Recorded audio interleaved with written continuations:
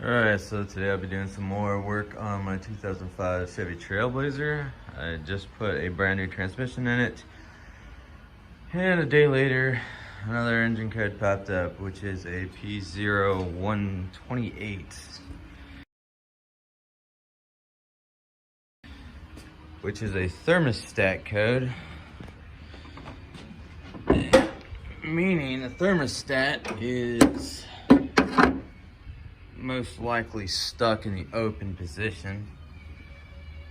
And the thermostat on these, see there's the alternator there. And the thermostat is down there right behind the alternator. You're gonna need a large pan to put underneath, obviously, to catch radiator fluid. And we're going to pull the tensioner, take that serpentine belt loose, take the alternator off. I'll probably disconnect the battery, maybe take the battery out. Then there's a hose that goes onto the thermostat. We're gonna disconnect that, drain that down into a pan. I'm not gonna drain the whole entire system. I'm gonna try to leave as much radiator fluid in the system as I can, just so I can just top it back off when I'm done. But there are two bolts. I believe they're 10 millimeter that hold the thermostat in. I'm gonna pull that out and get it switched out. I have the brand new one here. I just went up to Napa Auto Parts right up the road. And this is what we're replacing here. That's your thermostat, this is the housing. It's all one piece. And this goes in like that. That's how it goes. So I'm gonna get started on pulling this thing apart and try to record a little bit of video as I go. So here we go. Okay, first things first, if you look down here on the passenger side, that's the tensioner pulley there. And you're gonna use a 3/8 ratchet. And there's a square hole right here. This 3/8 ratchet will fit right into. Hand down there. Alright, once you get this 3/8 ratchet on there, you're going to pull on it in that direction toward the alternator, toward the battery, toward the driver's side. And it's much easier if you have a piece of pipe. This is my jack handle from my 310 floor jack, and it works nicely. You just slip it over this handle here, and as you can see, with that amount of leverage, it makes it very easy for me to relieve the tension. Now, over here on this side, this is your alternator. We're gonna pull the serpentine belt off of that alternator. So we're gonna relieve the tension. And once we relieve that tension, we're just gonna slip the belt right off of there. Okay.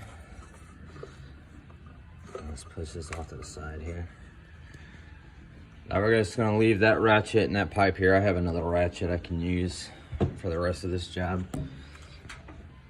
So now what we got here is we got these bracket bolts. There's one here, here, and then there's one back here. You gotta use an extension and come through here to get. Then there's 3 bolts that hold your alternator on, and it just comes right out.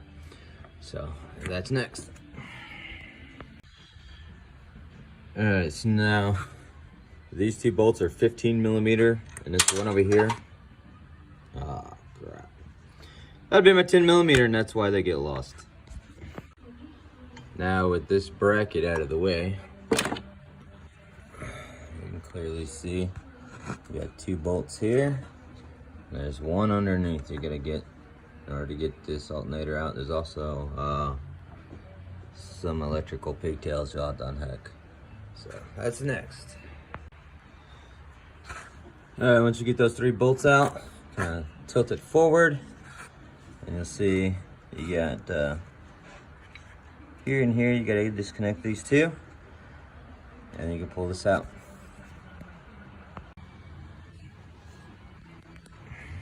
All right, using an 8mm socket, take your battery connections loose before taking that nut off there.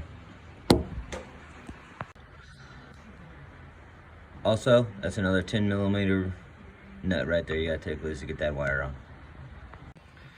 Once you have the electrical disconnected from the alternator, go ahead and do some twisting and turning to get it out.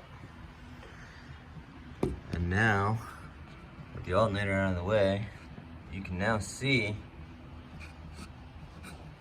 the thermostat right here. And like I said, you got a hose clamp on this side here, and over there you got 2 bolts on top and bottom. And that'll come out and make sure you have a pan underneath to catch this radiator fluid, because some will pour out of that hose once you disconnect it. So whatever reason, the metal prongs you have to squeeze on this hose clamp are on the back side, and I can't get to them. So what I'm gonna have to do is just unbolt the thermostat from the engine and just let it pour from there until I can twist that around to get that hose off. Before I forget, those bolts holding the thermostat to the engine are 10mm, of course. And now I have one of the bolts out of the thermostat, and you can see the radiator fluid is now pointing directly down into the pan, which is what I want. I'm glad I have a garage to do this in. It's downpouring outside, and you can hear it.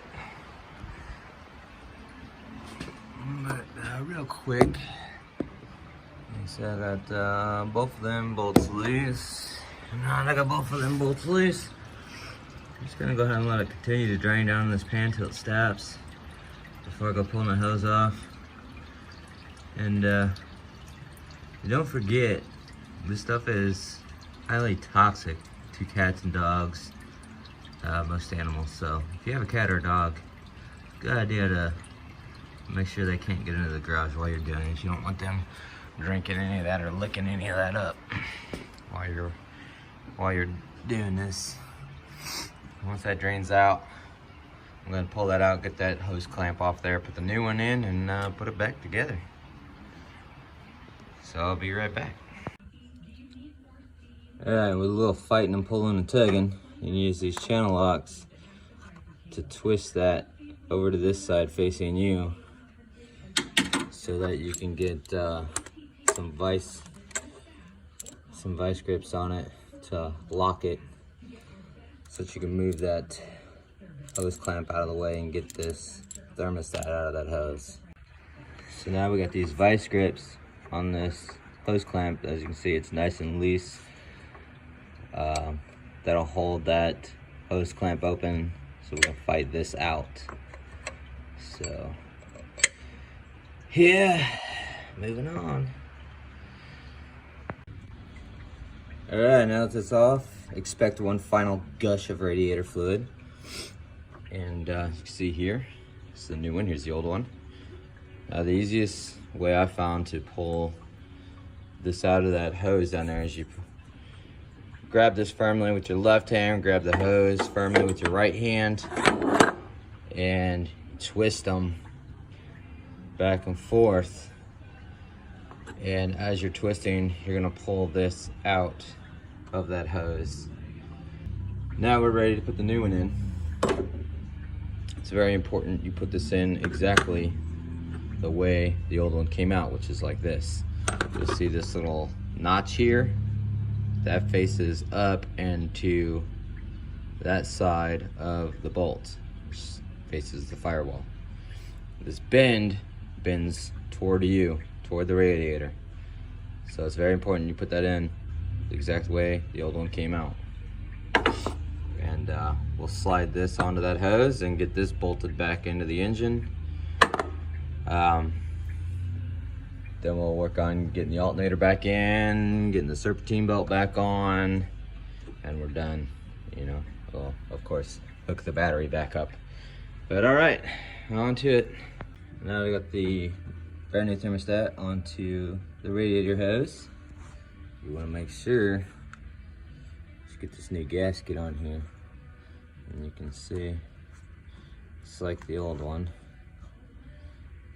Goes right in this ridge all the way around.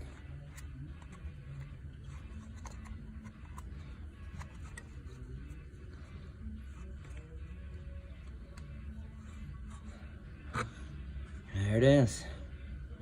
Now it's time to get this thing bolted back to the engine. I turned that hose clamp around to where I can grab it from this side if I ever have to change this again, instead of it being on the back side like it was. Pain in the ass. If you're having a little bit of trouble getting the bottom bolts on that thermostat, you can always come right through the wheel well here with some extensions and get that bolt there and get it tightened up good and snug.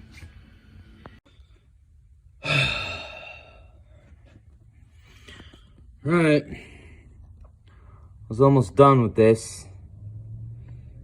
You can see it right there. I was tightening that bottom bolt.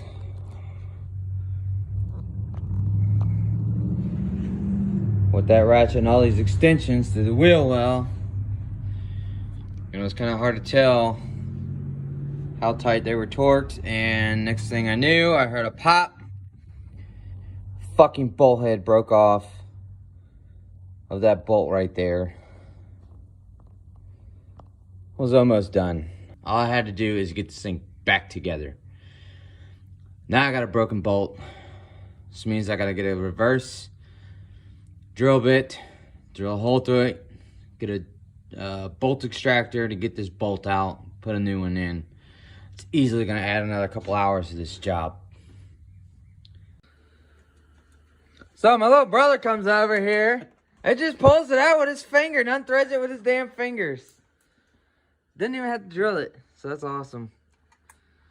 All right, back to getting this thing back together.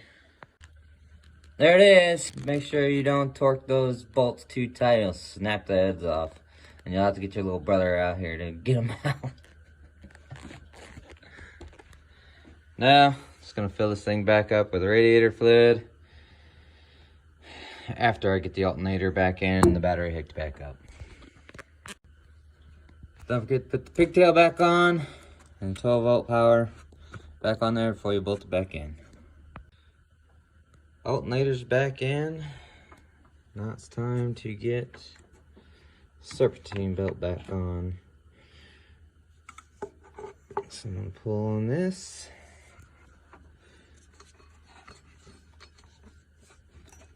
And slip this serpentine belt back on there. I'm gonna need both hands though. Serpentine belt is back on the alternator. It's all back together. All that's left is this bracket.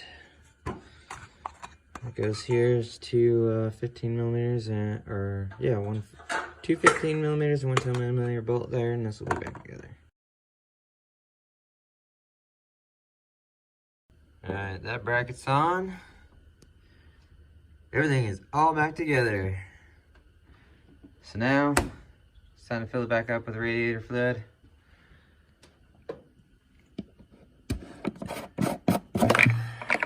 After that, this thing is done.